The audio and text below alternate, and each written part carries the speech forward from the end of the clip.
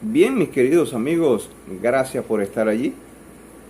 Es muy interesante analizar las Sagradas Escrituras. Y siempre les voy a decir que por más que nosotros corramos por aquí, por allá, quieramos hacer en la vida lo que nosotros creemos que es conveniente, tarde o temprano vamos a tener que correr para donde está Cristo. Vamos a comenzar a tratar temas que son muy importantes para cada uno de nosotros. Y es por eso que les invito a que podamos ir juntos a escudriñar las Sagradas Escrituras. Vamos a tratar un tema muy importante, mi querido amigo. ¿Cuál es el templo de Dios? ¿Cuál es el templo de Dios? A través de las edades estamos completamente seguros que hemos sido engañados. ¿Por qué? Cuando usted va allí, Apocalipsis capítulo 13, versículo 1, la última parte de ese versículo, dice, y sobre sus cabezas un nombre blasfemo. Muy interesante, un nombre blasfemo. Pero por otro lado, cuando usted va al mismo libro Apocalipsis, pero en el capítulo 17, el versículo 3, dice lo siguiente, el apóstol Juan: me llevó en el espíritu al desierto, y vi una mujer sentada sobre una bestia escarlata, llena de nombres de blasfemia. Muy interesante, muy interesante. ¿Por qué? Podemos nosotros preguntarnos hoy qué significa el nombre blasfemia.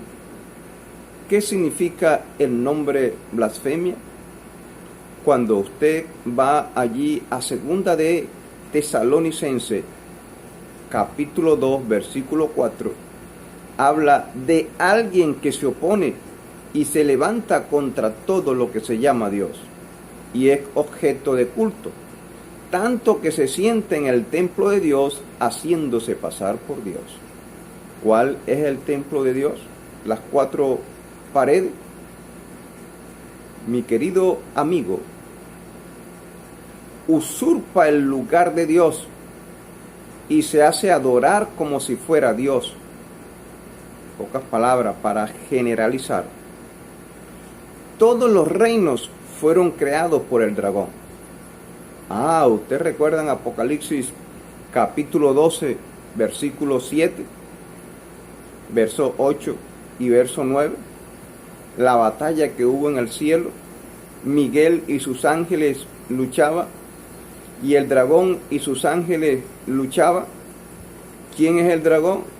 El dragón es el mismo demonio, es el mismo Satanás, mi querido amigo, y él era el Dios de todos esos reinos. Claro, él mismo los creó. Por esa razón se los ofreció a Cristo. Pero él se los ofreció a Cristo con una condición: si Cristo se arrodillara o se postrara y lo adoraba.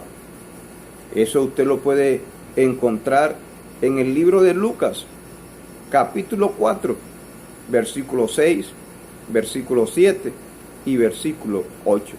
La pregunta que nosotros podemos hacernos hoy, 2022,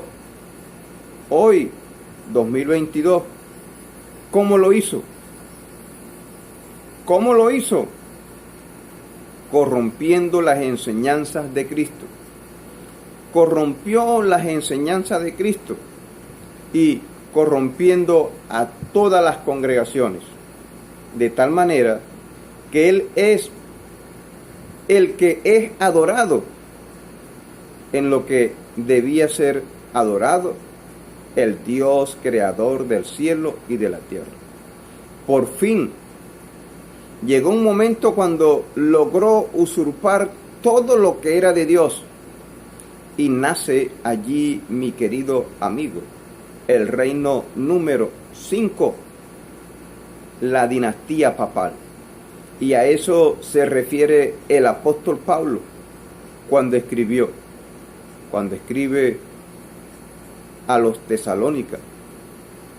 Para él era futuro para el tiempo de Pablo era futuro.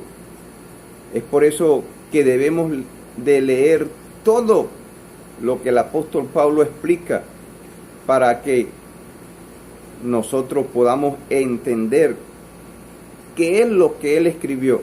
Es para nosotros, mis queridos amigos.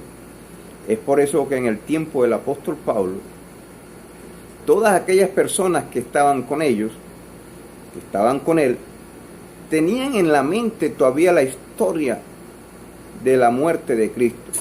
Y ellos pensaban de que Cristo venía en su tiempo, mi querido amigo. Ellos pensaban de que Cristo venía en su tiempo. Y es por eso que el apóstol Pablo vuelve a decirle allí en 2 de Tesalonicenses capítulo 2 versículo 3 lo siguiente: nadie los engañe. Nadie los engañe en ninguna manera, porque no vendrá sin que antes venga la apostasía. ¿Quién no iba a venir? Cristo, mi querido amigo. Cristo no va a aparecer en gloria sin que antes se manifieste la apostasía, sin que antes se manifieste el hombre de pecado, sin que antes se manifieste el anticristo. Es por eso que nosotros podemos hoy preguntarnos o detenernos un momento y decir o preguntar: ¿qué significa la palabra apostasía? ¿Qué significa la palabra apostasía? Mi querido amigo, que Dios te bendiga y te guarde. Y sobre todas las cosas, te ayude a escudriñar las Escrituras para que podamos entender cuál es el plan de Dios para nosotros hoy.